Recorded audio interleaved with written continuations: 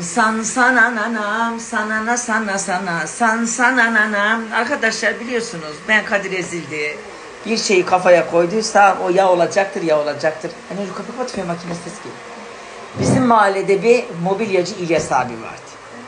Mağazaya ne zaman gitsem, bir şeyi görsem, ikinci kere gidip tekrar aynı şeyin fiyatını sorduğumda İlyas abi bana derdi ki Kadir, sen bu mağazaya gelip ne zaman bir şeyin fiyatını iki kere sorsan o üçüncü de size gider.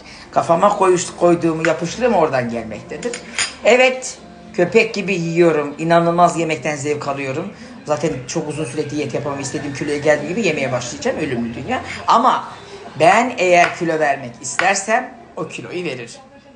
Sabah kahvaltı ben yapmıyorum ama yapmak isteyenler için peynir ve yumurta falan yiyebiliyorsunuz.